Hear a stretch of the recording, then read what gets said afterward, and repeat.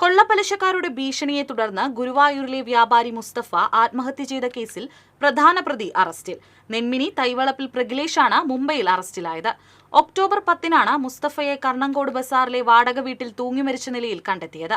പലിശക്കാരുടെ ഭീഷണി മൂലമാണ് താൻ ആത്മഹത്യ ചെയ്യുന്നതെന്ന കുറിപ്പുമുണ്ടായിരുന്നു. ബന്ധുക്കളുടെ പരാതിയെ തുടർന്ന് പ്രഗിലേഷ്, ദിവേക് എന്നിവർക്കെതിരെ പോലീസ് കേസെടുത്തിരുന്നു. ഇരുവരുടെയും വീടുകളിൽ റെയ്ഡ് നടത്തിയിരുന്നെങ്കിലും ഇവരെ കണ്ടെത്താനായിരുന്നില്ല. പ്രഗിലേഷിന്റെ വീട് അടഞ്ഞുകിടക്കുന്നതിനാൽ കോടതിയുടെ അനുമതി വാങ്ങി പൂട്ട് തകർത്താണ് റെയ്ഡ് നടത്തിയത്. പ്രഗിലേഷും ദിവേഗും മുസ്തഫയെ വീട്ടുകാരുടെ മുന്നിലിട്ട് മർദ്ദിച്ചതായും പരാതിയുണ്ടായിരുന്നു. 6 ലക്ഷം രൂപ കടമെടുത്തതിന് 40 ലക്ഷത്തോളം തിരിച്ചടച്ചുവെന്നും ഭൂമി എഴുതി വാങ്ങിയെന്നും മുസ്തഫ കത്തെഴുതി വെച്ചിരുന്നു. ഇതേ തുടർന്ന് പ്രഗിലേഷിനെ 1-ാം പ്രതിയാക്കി ടെമ്പിൾ പോലീസ് കേസെടുത്തതോടെ പ്രഗിലേഷും കുടുംബവും ഒളിവിൽ പോകുകയായിരുന്നു. മൊബൈൽ ഫോണുകൾ ഓഫ് ചെയ്ത ശേഷമാണ് കാറിൽ കടന്നത്. CCTV ദൃശ്യത്തിൽ ഇത് വ്യക്തമായിരുന്നു.